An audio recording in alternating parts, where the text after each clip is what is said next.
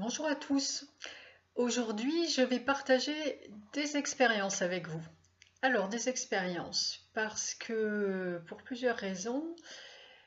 Parce que d'une part, alors on dit bien que l'expérience des uns ne fait pas celle des autres, et je suis tout à fait d'accord avec ça, dans le sens où si quelqu'un, souvent c'est nos parents ou les amis, ou qui vont nous dire ah mais non, ne fais pas ci, ne fais pas ça, parce que moi je l'ai fait et ça a donné tel résultat.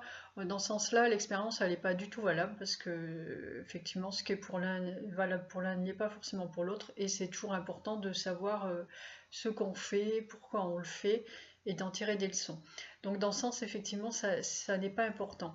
Par contre, moi j'ai l'habitude depuis toute petite, puisque je me souviens que déjà enfant, dans les magazines que je recevais, j'avais pour habitude d'aller passer beaucoup de temps sur le courrier des lecteurs, et je prenais l'expérience des gens, j'analysais les situations, ce que la personne avait dû ressentir et pourquoi elle avait fait ça, et si elle posait telle action, qu'est-ce que ça allait donner dans l'avenir, etc. Donc je fonctionnais déjà comme ça. Donc dans ce sens-là, je pense que l'expérience des autres m'a été très utile. Et j'ai eu du coup l'occasion tout au long de ma vie de constater que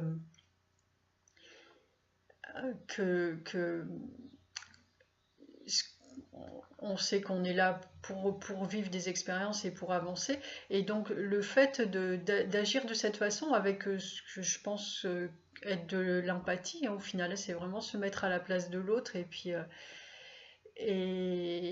aller jusqu'au bout, là, du coup, jusqu'au fond de son vécu à lui. Du coup, me permettait de ne pas avoir à vivre ces expériences dans la matière directement, parce que du coup on est là pour en faire le plus possible, mais et bien évidemment on peut pas tout faire tout seul, hein, c'est pas possible. Donc se servir de celle des autres de cette façon, ça me paraît très important, parce que du coup on n'allait pas, si vous avez quelque chose à comprendre et que vous arrivez à le comprendre au travers de l'expérience de l'autre, ça va vous éviter de le concrétiser dans la matière, d'avoir à le vivre de cette façon. Donc ça me paraît important. Voilà. Après, moi je partage mes choses. Du coup, j'aime bien cette façon de faire. Il y en a qui ça ne va pas convenir et qui vont préférer qu'on leur explique les choses et puis suivre des conseils, etc. Voilà, chacun a sa façon d'être et chacun prend ce qu'il a à prendre, où il a à le prendre. C'est ce qui est enrichissant, sont nos différences, et puis il y en a pour tout le monde. On a tous les moyens d'avancer si on le souhaite. Et puis, du coup, une autre raison maintenant, bah, c'est le fait que je travaille avec les archanges et qu'on travaille de cette façon. Probablement parce que moi je suis comme ça, enfin, toujours pareil, qui de l'œuf ou la poule, on ne sait pas. Mais du coup, c'est la façon qu'on a travaillé ensemble. En fait, eux me font vivre des choses. Et mais je les vis vraiment pleinement, et je les analyse, je les décortique, etc. Et puis généralement, bah, quelques jours après, il y a quelqu'un qui m'appelle pour me demander conseil euh, et pour me demander de l'aide. Et, euh, et du coup, je suis parfaitement capable, puisque c'est tout frais, de lui expliquer, enfin de lui expliquer, voilà, de lui apporter les conseils dont il a besoin pour débrouiller sa situation. Ça, et puis maintenant ces petites vidéos, j'ai l'impression que je vais en faire de plus en plus. Ça me va bien, en fait, j'aime bien. J'espère que je suis pas trop saoulante. Je parle beaucoup quand c'est pour cette cause-là. Et, et voilà, donc les raisons pour lesquelles je partage ces expériences. Donc on va commencer par celle de cette nuit-là. Donc hier soir, je me suis couchée en pleine forme, hein, tout allait bien. J'ai passé une bonne nuit, un bon début. J'ai l'habitude de me réveiller un peu vers 3-4 heures du matin. C'est ce que j'ai fait cette nuit. Et puis tout d'un coup, j'ai ressenti une douleur là, comme une angine, un démarrage d'angine. La même chose, sauf que aucun ganglion, absolument rien du tout en fait. C'est ce qu'en général, quand on a une angine, il y a des ganglions, là, rien du tout. Et puis ça s'est propagé très très rapidement. pour vous dire, ça m'a fait penser à... J'aime beaucoup les plantes, j'ai plein de plantes et en ce moment, vraiment, c'est la bonne saison et je vois des petits trucs qui se mettent à... qui apparaissent un jour et puis là, en quelques heures, ça prend des dimensions là, extraordinaires, ça va à une vitesse. Et je suis admirative de ça. Voilà, pour le coup, ça se passait à l'intérieur de moi. J'étais beaucoup moins admirative. La douleur, elle se propage à une vitesse, mais incroyable, quoi. Donc, rapidement, je n'arrivais ni à bâiller. Pourtant, j'avais envie de dormir et surtout pas à déglutir. Et c'était vraiment une douleur insupportable. Du coup, je me suis demandé pourquoi cette douleur. C'est ce que je fais systématiquement. Pourquoi ça? Qu'est-ce que ça peut vouloir dire? Donc, ça se passe au niveau de la gorge. Est-ce qu'il y a quelque chose que je, je ne dois pas, que j'exprime mal ou que bon, là, je pars demain en voyage donc dans de la famille. Je dis est-ce que il va falloir que je me taise un petit peu? Je ne pourrai pas parler. C'est non, ça peut pas être ça parce que bon. Maintenant, quand je me déplace ou que je rencontre des gens, c'est vraiment pour des raisons particulières. Enfin, tout est bien calculé dans ma vie. C'est pas moi qui gère et du coup, ma parole est juste. Donc, on m'empêchera pas de parler. Mais bon, je me pose quand même la question honnêtement parce que je peux avoir zappé quelques trucs. Mais c'est pas ça. Est-ce que je dois pas partir demain? Non plus. Je dois partir demain, tout est prévu, tout se passe pour le mieux et voilà. Donc c'est autre chose. Mais je vois pas quoi. Donc qu'est-ce que je fais? J'appelle l'archange Raphaël parce que comme je le lui fais remarquer tout le temps, l'archange Raphaël, il est d'une efficacité redoutable. Donc je fais appel à lui et du coup je me suis posée avec lui. Et je suis rentrée dans un état d'hyperconscience pour aller dans le but d'aller soigner ça à la racine. Et pour les gens qui n'ont pas l'habitude de la méditation ou pas besoin de se casser trop la tête, on se pose tranquillement et on va à la rencontre de soi, à la rencontre de son corps, et là en l'occurrence à la rencontre de la douleur qui nous est difficile à supporter. On va se poser dans cette douleur. On a l'habitude d'essayer de la refouler, de la pousser, d'aller appuyer dessus. Non, ça c'est vraiment tout ce qu'il ne faut pas faire. Donc on va à la rencontre de cette douleur et on se concentre vraiment là. On est posé dans la douleur, on respire dans la douleur et on la découvre. Ce que j'ai fait cette nuit donc. Je suis allée dans la douleur et j'ai réussi à la situer vraiment dans sa totalité, où elle démarrait là au niveau de la luette, là, elle partait, ça, ça atteignait la langue, ça faisait le tour comme ça monte et puis ça tournait autour de l'oreille interne, là, ça faisait un tour, c'était très très douloureux. Et je me suis posée dessus et puis j'ai entrepris d'amener de la lumière dans chacune des parties. Donc je prenais un petit tronçon à chaque fois en fait. J'ai pas cherché à la faire dans sa globalité. J'ai pris un petit tronçon, puis au fur et à mesure que je mettais de la lumière dessus, au fur et à mesure que ça allait mieux, hop, j'avançais, j'ai fait toutes les parties de la douleur comme ça.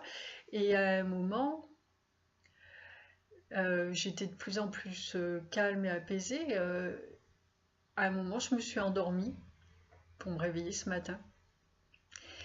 Et je me suis réveillée et avec quasiment plus rien. En fait, je le ressentais encore un peu en déglutissant, mais c'était plus insupportable comme ça l'a été cette nuit. Et puis là, à l'heure où je vous parle, je sens encore ce petit point, mais voilà, il n'y a vraiment rien qui me dérange. Et, et puis qui m'inquiète dans sa progression, parce que là, c'était vraiment tellement rapide, c'est vrai que ça me faisait un petit peu peur. Et voilà, tout simplement, c'est tout ce qu'il y a à faire. Alors, pour les gens qui se disent, parce qu'on parle de visualisation là, hein, d'aller mettre de la lumière, pour les gens qui se disent, bah, de toute façon, moi, visualiser, j'y arrive pas, donc je vais chercher une autre solution parce que là, ça me convient pas. Je vous arrête tout de suite. Moi, je dis aussi la visualisation, j'y arrive pas. Alors, en tout cas, j'y arrive pas comme je pense parfois en lisant certaines personnes que je devrais y arriver. C'est-à-dire que lorsqu'on nous dit d'imaginer quelque chose, une situation ou un objet le plus précisément possible avec ses contours, etc. Alors donc moi je m'attends à voir l'objet là en face de mes yeux et bah, forcément non, j'y arrive pas. Enfin forcément ou pas, hein, il y en a probablement qui y arrivent, pas moi. Donc moi, ça va plutôt être des images fugaces qui vont passer, ou plus ou moins précises, avec plus ou moins proches. Mais ça marche très très bien quand même, parce que c'est l'intention qui prime. Pour tout ce qu'on fait, c'est l'intention qui prime. Avant toute pensée, avant tout acte, avant même toute visualisation, votre intention prime. Voilà. Ça, c'est la chose à savoir. Donc, surtout, il n'y a pas de j'y arrive pas ou voilà, vous faites d'une façon, l'autre il fait de l'autre et l'important c'est ce que vous faites, c'est votre intention de faire du mieux que vous pouvez et de faire quelque chose qui va, qui va faire tout le reste. Donc, on lâche pas le morceau, on continue comme ça et tout va bien. On n'est pas tous pareils, on ne l'oublie jamais. Ça, c'est la première expérience qui est sur le physique, en fait, l'action que j'ai pu avoir là sur mon physique. Et là, maintenant, je vais vous parler d'une action que j'ai pu avoir sur plutôt le côté psychologique, on va dire. Donc, ça fait à peu près 2 mois que j'ai déménagé. J'habite dans une ancienne bâtisse qui est séparée en appartements. Donc ça reste quand même un petit peu sonore parce que forcément c'est la même maison hein, à l'origine. Et il se trouve que l'appartement d'à côté de chez moi est habité par des jeunes dont je pense que c'est le premier appartement, donc ils sont contents et puis voilà. Et puis il y a tous les copains du village qui débarquent dans l'appartement. Donc ça un va-et-vient incessant. Il y a une porte d'entrée de la maison qui claque, la porte d'entrée de leur appartement qui donne dans ma chambre qui claque. Et puis ils parlent très fort et ils vivent la nuit. Donc pour moi, ça c'est vite devenu vraiment insupportable et selon moi qui ai l'habitude en plus vraiment d'être dans le calme, qui suis quand même une ermite, hein, pas loin. Je n'arrive plus à dormir la nuit. J'ai passé des journées fatiguées et à ne plus savoir quoi faire. Donc je suis allée voir ces jeunes en leur expliquant vraiment, même leur dire si vous voulez venez écouter dans ma chambre parce que ma chambre j'ai l'impression que je suis au milieu de votre salon quoi. Donc et vraiment dire moi j'ai pas du tout l'intention de vous empêcher de vivre, je comprends très bien que vous ayez envie de rigoler, discuter, c'est normal, hein. Mais par contre du coup moi j'ai aussi envie de me reposer et puis de dormir correctement et là c'est pas possible. Donc, effectivement, ils disent qu'ils font des efforts, ils en ont fait, ou plus ou moins. Mais bon, c'est devenu vraiment très très dur. Et j'ai fait tout ce que j'avais pu, hein. J'y suis allée plusieurs fois. Donc, je n'ai pas du tout l'envie de me fâcher avec eux. Surtout qu'ils sont tout à fait charmants. Et puis, quand bien même. Et donc, j'avoue que je ne savais plus quoi faire là. Et il y a l'archange Ariel qui est venu me voir spontanément pour me demander ce qui se passait et me demander de lui expliquer en fait. Ils font ça régulièrement, c'est de venir me demander de poser en fait mes bagages là.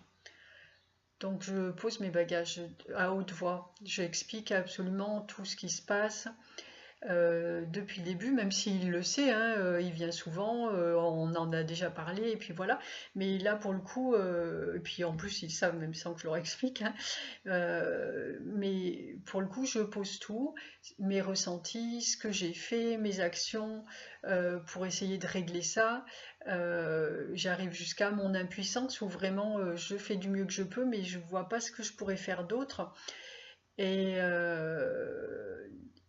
du coup, ben, voilà, la conclusion, c'est mais es-tu sûr d'avoir vraiment fait tout ce qu'il fallait au regard de ce qu'on vit ensemble, du travail qu'on a l'habitude de faire ensemble, es-tu sûr vraiment d'avoir fait tout ce qu'il fallait?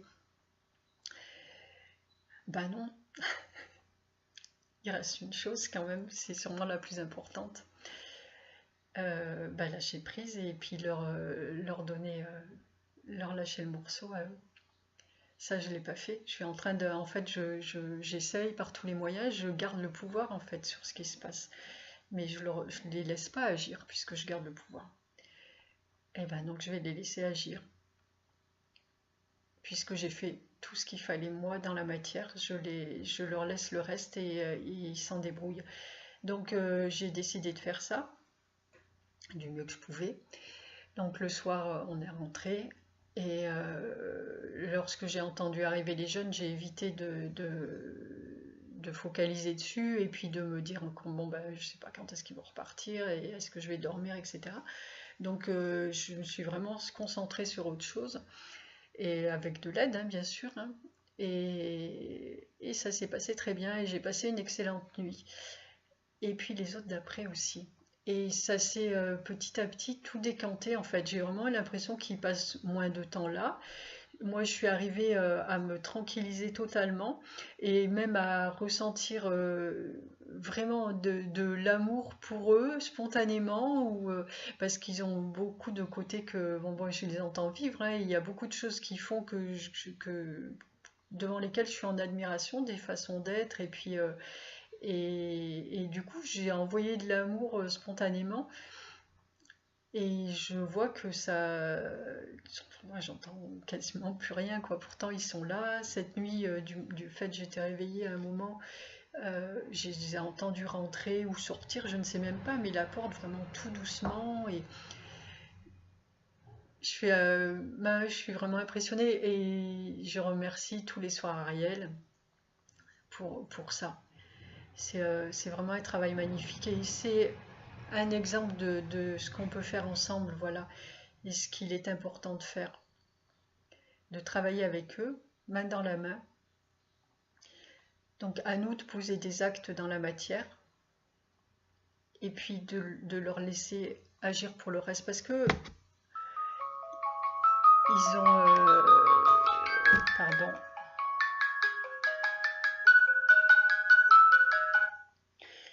ils ont une vision globale des choses que nous n'avons pas. Donc ils vont savoir comment agir, sur quoi, sur qui, ce que pense l'un, l'autre, etc. Et avoir une action sur la façon d'être des personnes en face aussi pour que tout se passe pour le mieux. Ça, nous, on n'est pas capable de le faire. Donc on fait notre partie et ils font la leur. C'est aussi une chose qu'on m'a demandé de transmettre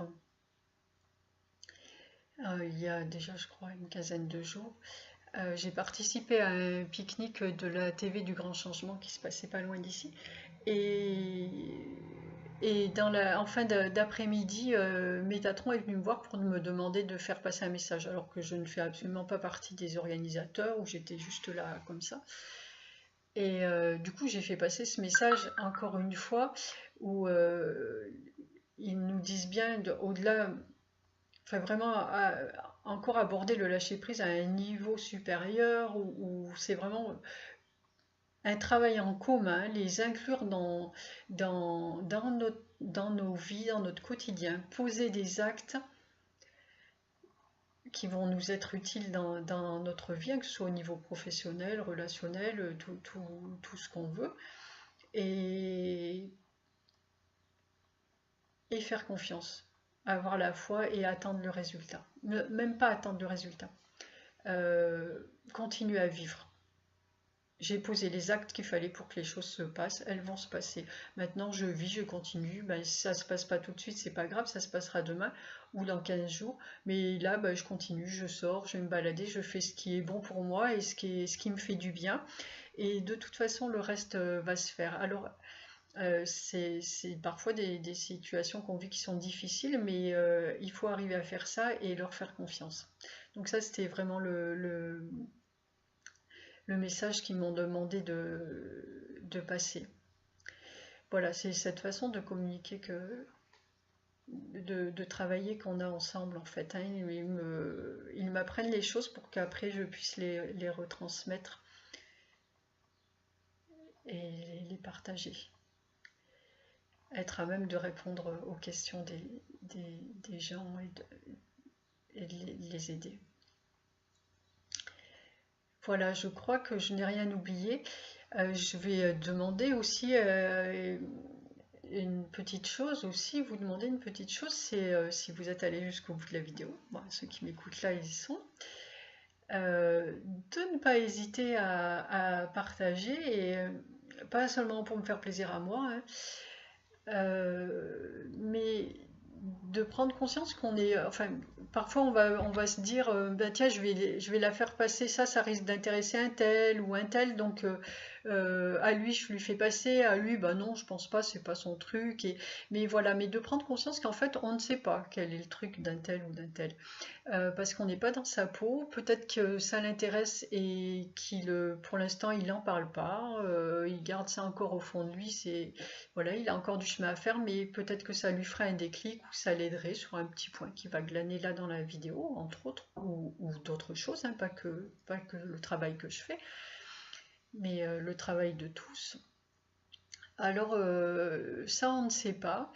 Peut-être que là aussi, demain, il va changer d'état de fonctionner et de penser, puisque ça va très très vite, hein. Maintenant, les énergies circulent très très rapidement, et les gens évoluent à une vitesse incroyable qu'on n'a jamais vue jusque-là.